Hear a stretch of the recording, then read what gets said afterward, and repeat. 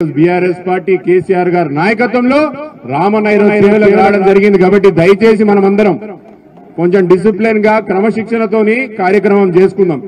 రైతులు టీవీల ద్వారా లక్షలాది మంది మన దిక్కు చూస్తున్నారు. ఈరోజు లక్షలాది మంది టీవీలలో మన దిక్కు చూస్తున్నారు. ఇక్కడ చాలా మంది వేలాది సంఖ్యలో రైతులు మన దిక్కు వచ్చిండ్రు. మా తరఫున కొట్లాడుతుంది బీఆర్ఎస్ పార్టీ. కేసీఆర్ మా తరఫున కొట్లాడతాడు, కేటీఆర్ మా తరఫున కొట్లాడతాడని చూస్తున్నారు. కాబట్టి దయచేసి ఈ కార్యక్రమం మనం కర్మశక్తితో చేసుకోవాలా. ముందు కూర్చున్న తమ్ముళ్ళు కూడా దయచేసి మీరు ఎటువంటి కింద కూర్చోవద్దు, కింద పెట్టొద్దు, పైన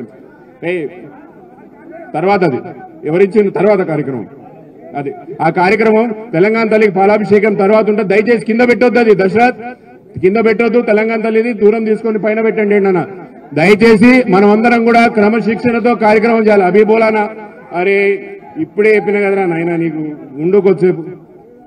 మనమందరం కూడా చేవేలగడ్డ సాక్షిగా తెలంగాణ రైతాంగానికి నమ్మకం ఈయనకొచ్చినాం, భరోసా ఈయనకొచ్చినాం.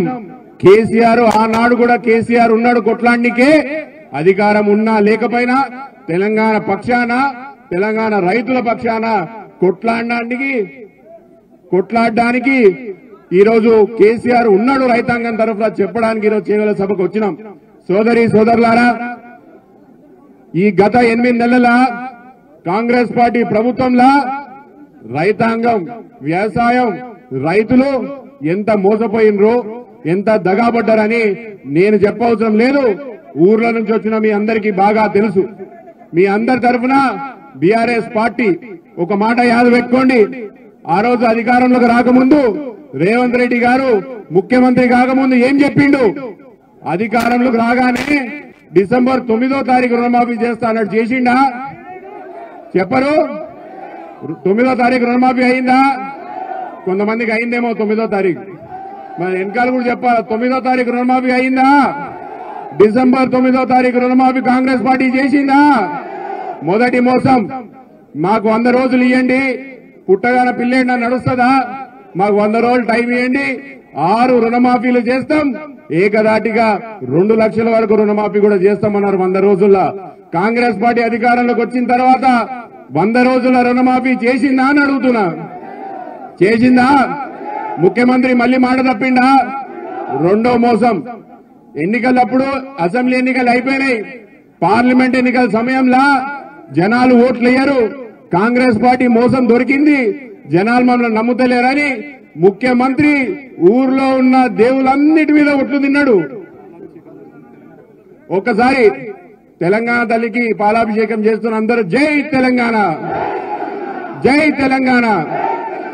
కాంగ్రెస్ పార్టీ ఏదైతే నిర్ణయం తీసుకున్నదో, తెలంగాణ సెక్రటేరియట్ ఎదురుగా ఏదైతే స్థలం తెలంగాణ తల్లి కోసం మనం ఏర్పాటు చేసుకున్నామో ఆ యొక్క స్థలంలో రాజీవ్ గాంధీ గారి స్టాచ్యూ పెట్టడం బీఆర్ఎస్ పార్టీగా తెలంగాణ సమాజం అంతా కూడా వ్యతిరేకిస్తున్నది.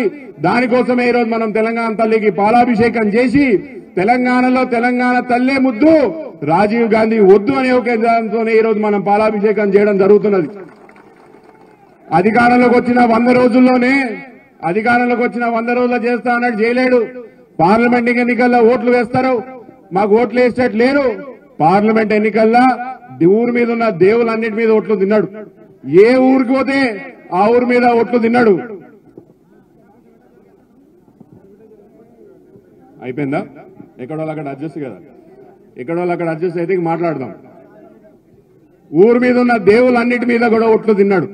ఓట్లు తినడమే కాదు, 2 లక్షల రుణమాఫీ 15 ఆగస్టు లోపల నేను చేసేస్తా అన్నాడు. నేను ఈరోజు అడుగుతున్నా చేవేల సాక్షిగా, చేవేల గడ్డ మీద ఉన్న రైతాంగానికే కాదు, రంగారెడ్డి జిల్లాలో ఉన్న రైతాంగానికే కాదు, తెలంగాణ వ్యాప్తంగా ఉన్న రైతాంగానికి అడుగుతున్నా, 2 లక్షల రుణమాఫీ కాంగ్రెస్ పార్టీ చేసిందా నేను అడుగుతున్నా. 15 ఆగస్టు లోపల చేసిందా? ఇది 3వ మోసం. ఎన్నిసార్లు మోసపోతాం? ఎన్నిసార్లు మోసం చేస్తారు ముఖ్యమంత్రి? ఎన్నిసార్లు కాంగ్రెస్ పార్టీ రైతులని, తెలంగాణ వ్యవసాయాన్ని, రైతాంగాన్ని మోసం చేస్తుంది. దీనికోసం మీ తరఫున కొట్లాడడానికి బీఆర్ఎస్ పార్టీ ముందరికొచ్చింది.